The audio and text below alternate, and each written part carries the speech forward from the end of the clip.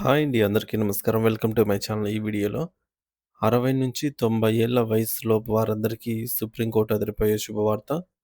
పూర్తి వివరాలైతే వీడియోలో తెలుసుకుందాము. వీడియో అయితే ఎక్కడ గాని స్కిప్ చేయకుండా ఎండ్ వరకు చూసేయండి. అప్పుడే ఇన్ఫర్మేషన్ పూర్తిగా అర్థమవుతుంది. అలాగే ఈ వీడియో చూస్తున్న ప్రతి ఒక్కరు లైక్ చేయండి ఫ్రెండ్స్. ఈ వీడియోని తోటి మిత్రులతో అయితే షేర్ చేయండి. కొత్తగా మన ఛానల్ చూస్తున్నవారు ఇంకా ఎవరైనా సబ్స్క్రైబ్ చేసుకోకపోతే వెంటనే మన ఛానల్ అయితే సబ్స్క్రైబ్ చేసుకోండి. సబ్స్క్రైబ్ చేసుకోవడం వల్ల నేను చేసే ప్రతి ఒక్క వీడియో మీ వరకు రీచ్ అవుతుంది. ఇక ఆలస్యం చేయకుండా వివరాల్లోకైతే వెళ్ళిపోదాము.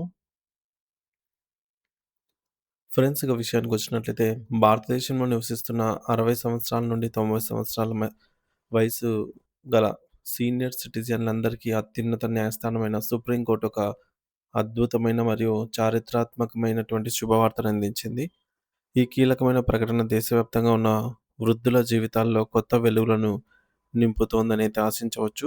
భారత అత్యున్నత న్యాయస్థానం దేశంలోని 60 ఏళ్ల నుండి 90 ఏళ్ల మధ్య వయసున్న వృద్ధులకు మరియు సుదీర్ఘ కాలం పాటు సేవలందించి పదవీ విరమణ పొందిన పెన్షనర్లకు సంబంధించి ఒక అసాధారణమైన తీర్పునైతే వెలువరించింది.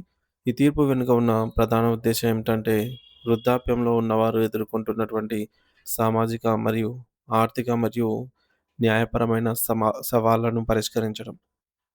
సో, రేపటి నుండి ఈ తీర్పు అధికారికంగా అమల్లోకైతే రాబోతూ ఉండటంతో దేశవ్యాప్తంగా ఉన్న కోట్లాది మంది సీనియర్ సిటిజన్ల మనసుల్లో గూడు కట్టుకుంటున్న ఆందోళనలు తొలగిపోయి వారి జీవితాల్లో సరికొత్త ఆశలు చిగురించాయి. సాధారణంగా మన సమాజంలో వయసు పైబడిన వారు తరచుగా నిర్లక్ష్యానికి గురవుతూ ఉంటారని, వారిని కేవలం ఇంటికే పరిమితం చేస్తున్నారని సుప్రీంకోర్టు ఈ సందర్భంగా తీవ్రంగా విచారం వ్యక్తం చేసింది.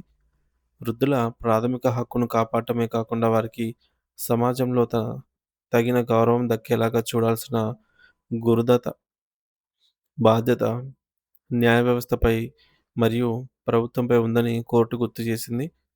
60 ఏళ్లు దాటిన వారు సమాజానికి ఏమాత్రం భారం కాదని, నిజానికి వారు అపారమైన జ్ఞానాన్ని కలిగి మరియు జీవిత అనుభవానికి నిధుల వంటి వారని కోర్టు చాలా గొప్పగా అభిప్రాయపడింది. వృద్ధాప్యంలో ఉన్న వ్యక్తులు తమ జీవిత కాలమంతా వివిధ రంగాల్లో పనిచేస్తూ సంపాదించిన అపారమైన కార్యాలయ అనుభవాన్ని మనం తక్కువ అంచనా వేయకూడదని న్యాయమూర్తులు పేర్కొన్నారు. వారు వివిధ క్లిష్ట పరిస్థితుల్లో ప్రదర్శించినటువంటి వృత్తి నైపుణ్యాన్ని మరియు వారిలో ఉన్న అంకితభావం కలిగినటువంటి కార్యదక్షతను వృధా పోనివ్వకుండా చూడాల్సిన అవసరం ఎంతైనా ఉందని సుప్రీంకోర్టు వ్యాఖ్యానించింది. దేశ అభివృద్ధిలో సీనియర్ సిటిజన్ల అనుభవాన్ని ఒక కీలకమైన వరుసగా మార్చుకోవాలని, తద్వారా యువతకు సరైన మార్గదర్శనం లభిస్తుందని కోర్టు సూచించింది. యువతరానికి మార్గనిర్దేశం చేసేందుకు వృద్ధుల సేవలను వివిధ ప్రభుత్వ పథకాల్లో లేదా సలహా మండలిలో వినియోగించుకోవాలని రాష్ట్ర ప్రభుత్వాలకు దిశానిర్దేశం చేసింది. సో, ముఖ్యంగా పెన్షనర్ల విషయానికొస్తే వృద్ధాప్యంలో శారీరక శక్తి తగ్గడం వల్ల అనేక రకాల ఆరోగ్య సమస్యలు రావటం సహజం. అందుకే ప్రభుత్వం వారి ఆరోగ్యం పట్ల అత్యంత ప్రత్యేక శ్రద్ధ వహించాలని ప్రభుత్వ ఆసుపత్రులలో వారికి ప్రాధాన్యతనిస్తూ ఉచిత వైద్య సదుపాయాలను మరింత మెరుగుపరచాలని కీలక ఆదేశాలు జారీ చేసింది. కేవలం వైద్యమే కాకుండా ప్రస్తుతం పెరుగుతున్న నిత్యావసర వస్తువుల ధరలు మరియు ద్రవ్యోల్బణాన్ని దృష్టిలో ఉంచుకొని పెన్షన్ పెంపుదలపై కూడా సానుకూల నిర్ణయాలు తీసుకోవాల్సిన బాధ్యత ప్రభుత్వంపై ఉందని కోర్టు అభిప్రాయపడింది. దీనివల్ల పెన్షనర్లు ఎవరిపైన ఆధారపడకుండా ఆత్మగౌరవంతో జీవించగలుగుతారని కోర్టు అయితే భావిస్తోంది. మరి ఈ తీర్పులో అత్యంత కీలకమైన మరియు సంచలన సంచలనం సృష్టించిన అంశం ఏమిటంటే ఉచిత న్యాయ సహాయం. Free legal aid. నేటి సమాజంలో చాలామంది వృద్ధులు ఆస్తి తగాదాల వల్ల లేదా కుటుంబ సభ్యుల వేధింపుల వల్ల, కుటుంబ సమస్యల వల్ల కోర్టుల చుట్టూ తిరగాల్సొస్తుంది. అయితే వృద్ధాప్యంలో ఉన్న వారికి సొంతంగా ఒక మంచి న్యాయవాదిని నియమించుకునే ఆర్థిక స్తోమత లేదా శారీరక ఓపిక ఉండకపోవచ్చు. అటువంటి నిస్సహాయ స్థితిలో ఉన్నవారు 60-90 ఏళ్ల వృద్ధులకు ప్రభుత్వం తరపున ఉచితంగా ఒక సమర్థవంతమైన న్యాయవాదిని ఏర్పాటు చేయాలని, వారి తరపున కోర్టులో వాదించేలాగా అన్ని ఏర్పాట్లు చేయాలని సుప్రీంకోర్టు ఖచ్చితమైన ఆదేశాలిచ్చింది.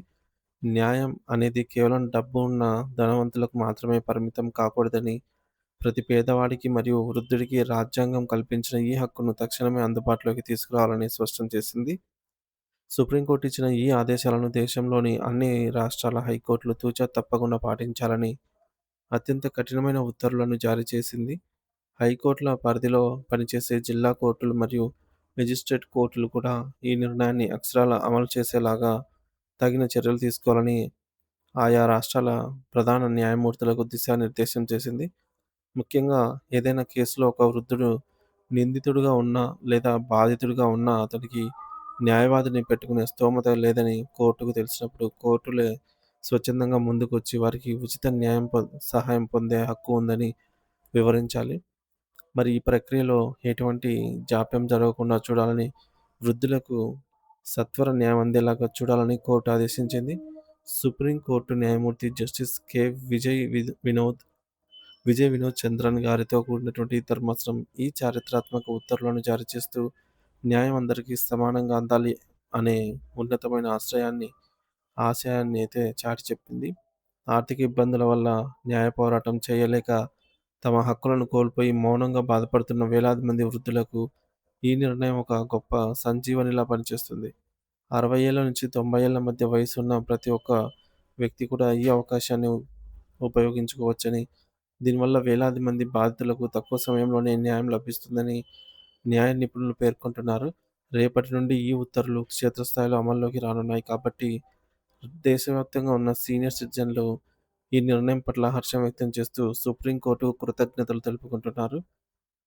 ఫ్రెండ్స్, ఈ సమాచారాన్ని ప్రతి ఒక్క వృద్ధుడికి చేరేలా చూడటం మనందరి బాధ్యత.